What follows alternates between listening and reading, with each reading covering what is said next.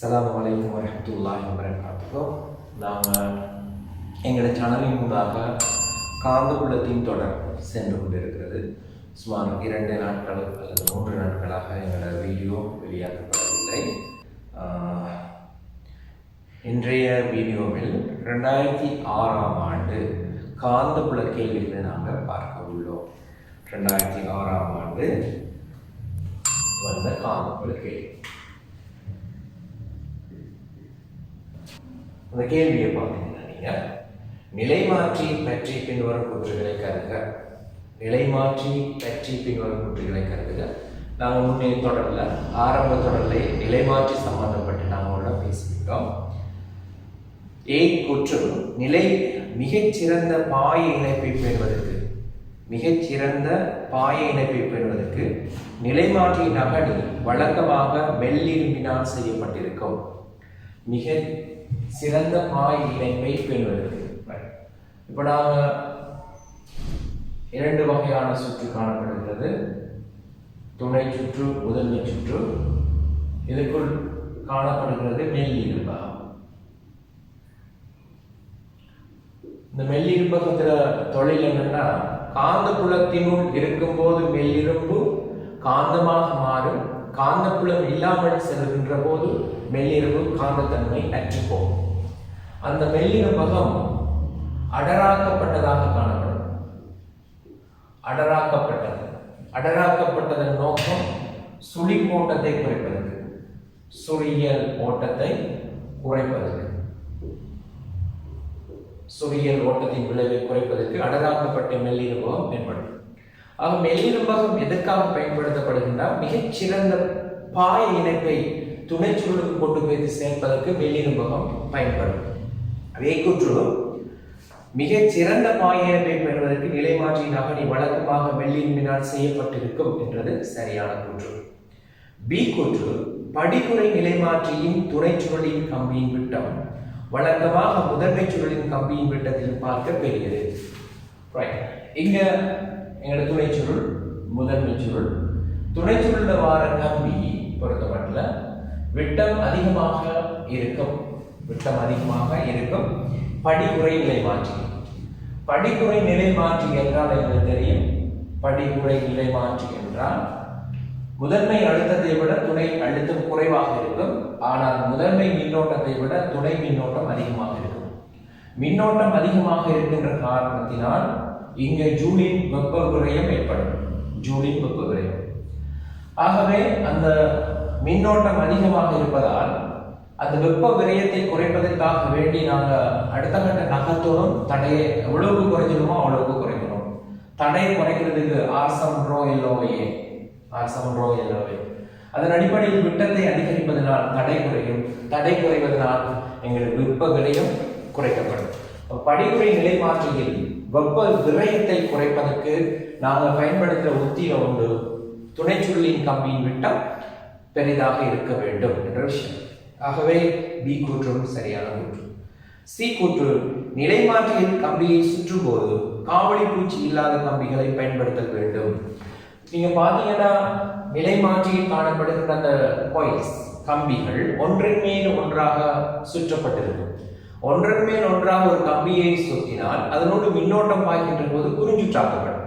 அந்த குறிஞ்சுற்றை தவிர்க்க வேண்டும் என்றால் காவல் பூச்சி பூசப்பட்ட கம்பி பயன்படுத்த வேண்டும். காவல் பூச்சி பூசப்பட்ட கம்பி நாங்கள் பயன்படுத்துவோமாக இருந்தால் அதுல இருந்து குறிஞ்சுற்று தவிர்க்கப்படும். அப்ப இங்க சொல்றாங்க, நிலைமாற்றியில் கம்பியை சுற்றும் போது காவடி பூச்சி இல்லாத கம்பியை பயன்படுத்த வேண்டும் என்றது தவறானது. ஆகவே AAP தான் சரியான கூற்று.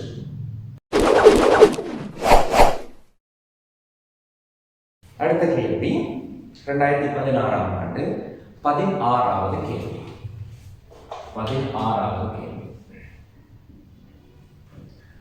முன்னைய வீடியோவில் நாங்கள் பியோசவா விதி அல்லது பயோசவா விதியில் பிரயோகமாக நேரியல் கம்பிக்கு, வட்ட கம்பிக்கு, மையத்தில் ஆர்தூரத்தில் காந்த பயணத்துக்கு சம்பந்தப்பட்ட தகவல் உங்களுக்கு தந்திருக்கோம்.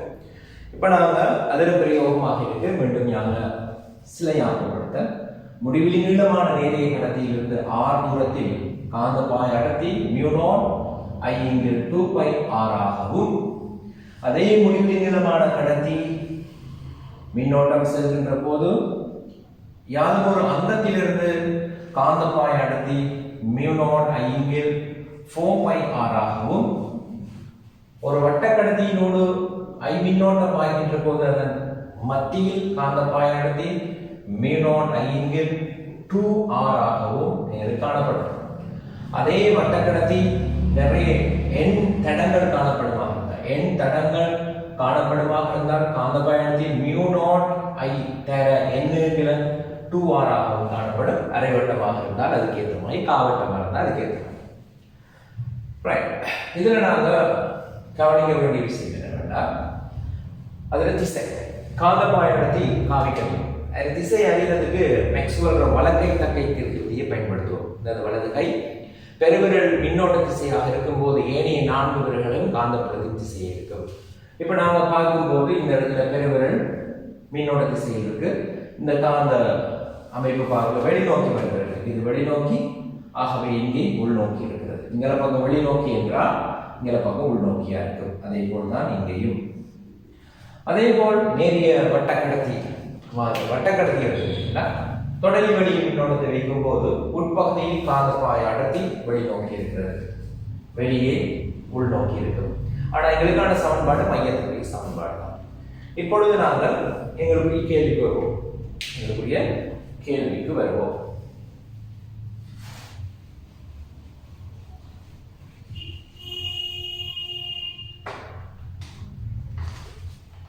ஒரு மின்னோட்ட ஐயை கொண்டு செல்கின்ற நீண்ட காவலிட்ட கம்பி ஒன்று கேபிட்டல் N முறுக்குகளையும் ஸ்மால் r ஆரையையும் ஒரு தட்டையான வட்டச்சுருளை ஆக்குமாறு வளைக்கப்பட்டுள்ளது. ஒருவில் காணப்படுகின்றவாறு கம்பியின் இரு நேர் முனிகளும் ஒரு பெரிய தூரத்துக்கு நீளுகின்றன. சுருளின் மையம் சியில் காந்தப்பாய் அடர்த்தி பெறுகிறது. நிறைய கேள்விகள் இருக்கு, பாஸ் பண்ணல. இந்த மாதிரி சுற்றப்பட்டது இங்கே N தடங்கள் காணப்படுகிறது. மின்னோட்டம் ஐ வருகிறது, வார மின்னோட்டம் இந்த மாதிரி செல்கிறது. ஆகவே இங்கே நாங்கள் பயன்படுத்த வேண்டியது நேரிய கடத்திக்கு வெளிநோக்கி, வட்டக்கடத்திக்கு நாங்கள் வைத்து பார்த்தோம்னா அதுவும் வெளிநோக்கி, வட்டக்கடத்திக்கு வெளிநோக்கி. அப்ப இரண்டுமே கூற்றுப்படும். மியூனோட் ஐங்கில் 2r நேரிய கடத்திக்கு, n into மியூனோட் ஐங்கில் நேரிய கடத்திக்கு 2πr, வட்டக்கடத்திக்கு n into மியூனோட் ஐங்கில் 2r.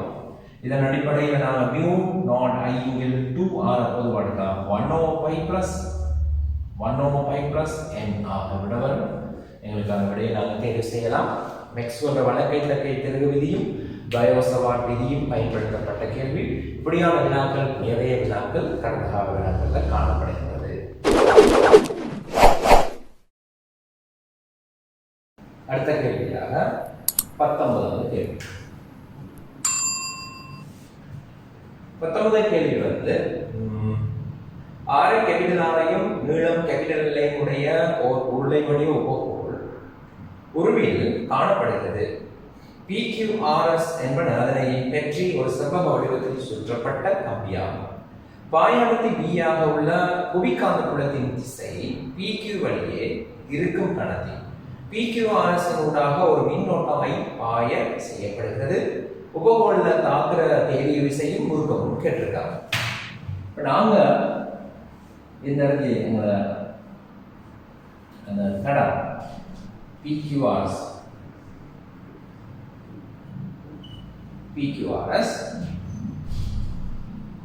RR தரப்பட்டது. இரண்டு லெவலில்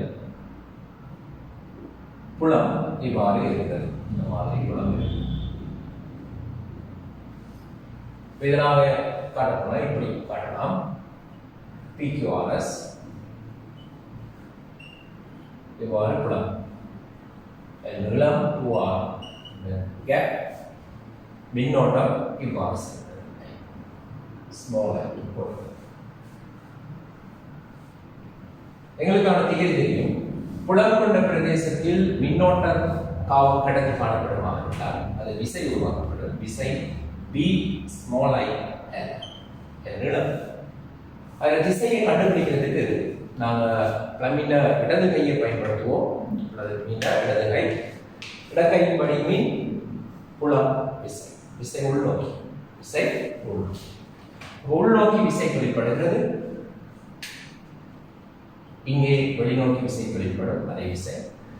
இதனால் தேரிய விசை எவ்வாறு இருக்கும் என்றால் ஒன்றை ஒன்று சமப்படுத்துகிறது.